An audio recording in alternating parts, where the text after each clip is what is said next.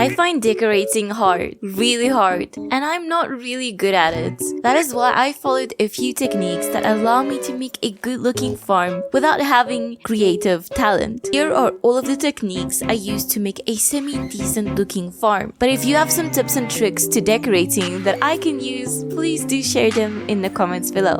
Before we even get started with the specific tips and tricks, I want to share a little website with you. This website is the Stardew Valley Planner. This site will allow you to plan out your entire farm by letting you place down flooring, farm buildings, and even decorations. This way you can design your farm before you even start building it. This can save you a ton of time and resources. Creating a farm that you are truly happy with will probably result in you destroying things, moving things around, and potentially wasting a lot of resources. The Stardew Valley Planner can help with that.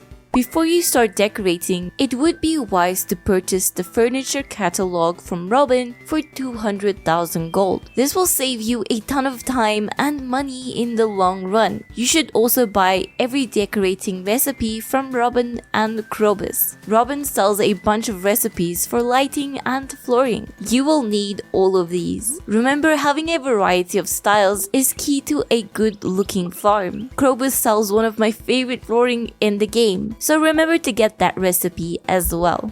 Now onto the most important thing on any farm, the foundation of your entire farm, the floor. Having flooring is really important. First, it guides you and your guests around points of interest on your farm. And secondly, walking on flooring will cause you to walk faster, so having flooring is usually a good idea. To make a good looking farm that stands out from others, I would highly recommend mixing and matching different floor types together. Sure, you could have a simple gray stone floor, but if you mix crystal floors with stone and with wood, it will seriously make your farm look great. And when you compare these to a simple floor design, there is just no comparison. I also really like to place flooring under fences. Speaking of fences, fences are probably the second most important thing that any good looking farm will need. Use fences to break up your farm into multiple segments. This will allow you to have a fuller farm with unique segments that are logically separated. Use the same principle from flooring. Mix and match different types of fences where it makes sense. This will add varying colors and textures to your farm. When walking around going from attraction to attraction, you will easily be able to see each segment serves a different purpose with the use of different types of fences. There are 4 types of fences in the game and they should all be used. Take a look at how I am using fences to make different parts of my farm feel unique. I find trying to decorate your entire farm is impossibly difficult. Instead, I would recommend that you focus on decorating small segments of your farm one at a time until you're happy with them. If you do small areas, eventually your entire farm will be filled up and it will look great. So start small and be persistent. Before you know it, your farm will be complete, unique, and flex-worthy. To keep your farm interesting and fun, make sure to use everything that the game has to offer. Grow normal trees and fruit trees, place down processing machines and bee houses. All of these will definitely keep things fresh and interesting. Hey, if you've been enjoying this video so far, consider hitting subscribe. I have decided to call subscribers Lillians. Do you want to be a Lillian? Of course you do. Hit subscribe, you won't regret it. Any thriving farm in Stardew Valley will always need these key things to be self-sufficient. You will always need at least one coop, one barn, a few sheds, and a nice big area dedicated to farming crops. However, you don't necessarily have to fill up your entire farm with these productive things. Have smaller areas between these dedicated to aesthetics. These small areas on your farm will take your farm to the next level. On top of that, make use of outdoor decorative items like benches and tables. Here are some of my favorite table and chair designs that can be used on your farm. Remember, you can place almost any item in the game on top of a table. This is great for themed segments on your farm. You can place crops, cooked items, and various decorations on top of tables, allowing your imagination to go wild.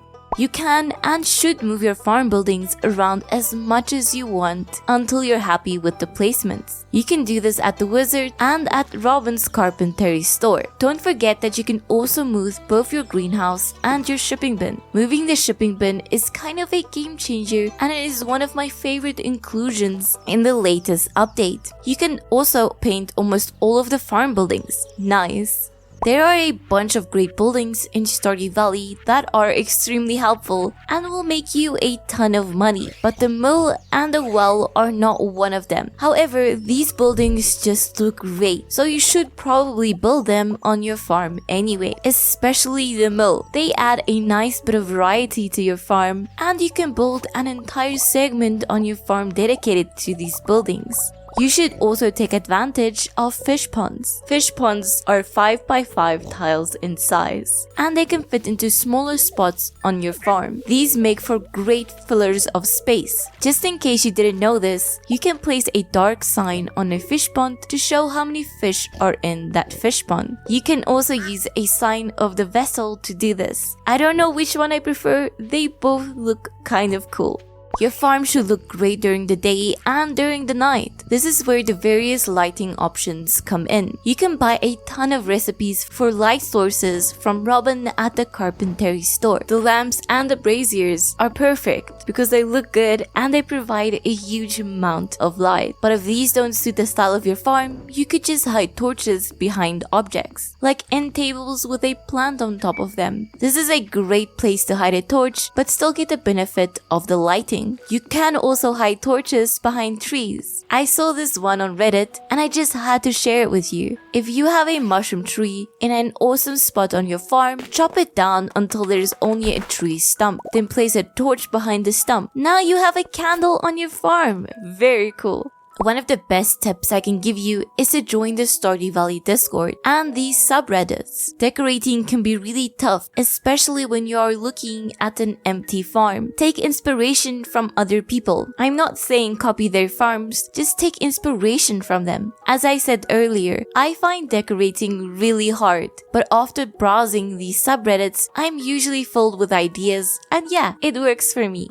If you are playing on PC, you will have access to mods. Take advantage of this by trying out a couple visual mods. There are so many to choose from. Some of these mods will only change how things look, but there are also mods that will add brand new things for you to use to decorate your farm. Just remember, if you plan to start using mods, always make a backup of your save file. It would be a real shame if a mod broke your save file. And those are some of the things I do when trying to decorate my farm. Hopefully you found this video helpful, and please do drop a comment with your own tips. But for now, I will see you in the next video.